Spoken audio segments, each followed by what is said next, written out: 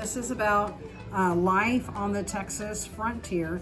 We're talking about the time period of the 1840s, and this is shortly after then Texas had gained its independence. Hi, my name is David Kohlenberg, and I'm with the Sons of Confederate Veterans here at Folk Fest in New Braunfels, Texas today.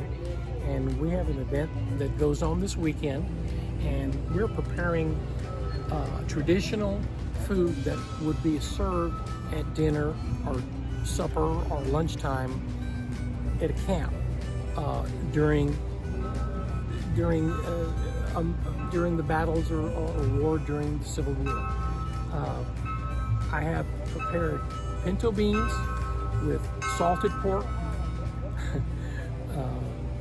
bacon, and different ingredients, onions, different peppers and seasonings and such. And right here it is, and I'm going to open up the pan and show the pot and show you what we have going here. This has been simmering and cooking for several hours, and you can see it's got some different spices and pork and what have you. It's ready to go, and we're going to serve up a bowl of it right now. What I'm doing now is checking our peach cobbler, seeing if it is ready yet. It's starting to, looks like it's starting to get brown. Looks like it needs to get a little more heat on it.